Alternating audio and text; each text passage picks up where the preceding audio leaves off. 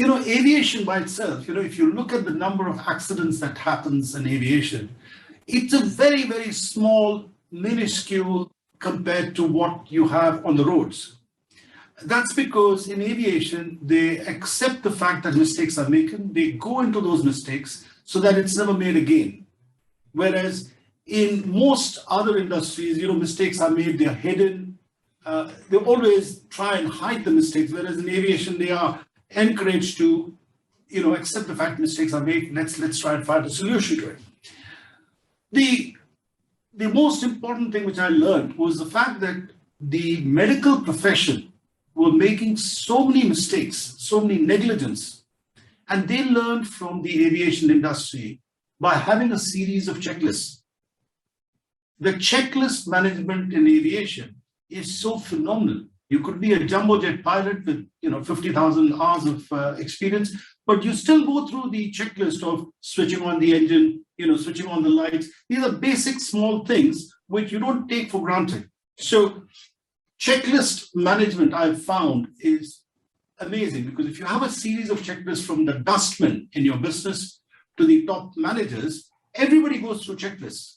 They have to do the checklist, they have to tick it, they have to file it. Okay, I don't look at the checklist every day, but if I have to pull a checklist from any of my managers or even the workers at the floor level, we're able to see what is happening, whether there are mistakes I made.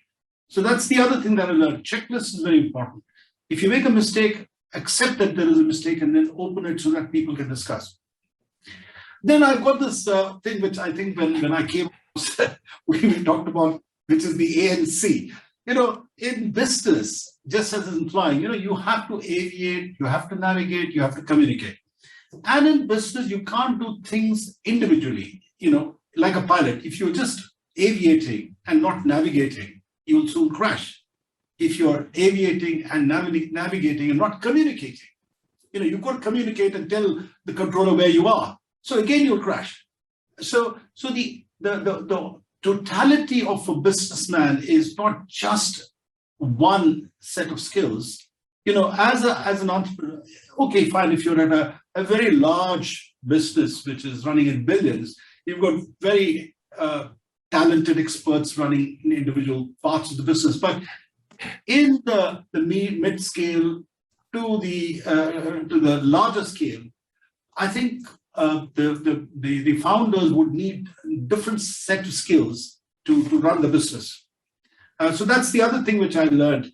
And lastly, which is completely debatable, which I've always felt. In aviation, you don't climb really fast, because if you climb really fast, you're bound to go down. There is a certain rate of climb. Every aircraft has got a certain rate of climb.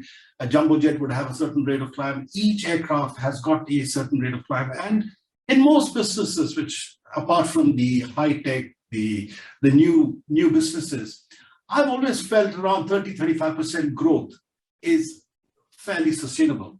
And I say that because, it's quite simple. Suppose you are a $10 million business today. If you steadily go at 30%, you are going at steady 30%. In 20 years' time, you become a $2 billion business. If your growth is 30% compound every year, it's a sustainable growth. You're not burning out. You're enjoying the journey because, there's no point, going up by 300% and the next year you've got a heart attack. It's just really not worth it. So I've enjoyed my time. I still have a lot of fun with the business, with my friends. Many of my managers are good friends. So I think that's one more thing that I've learned. So small things that you learn from aviation is very much part what we can learn in real-time management.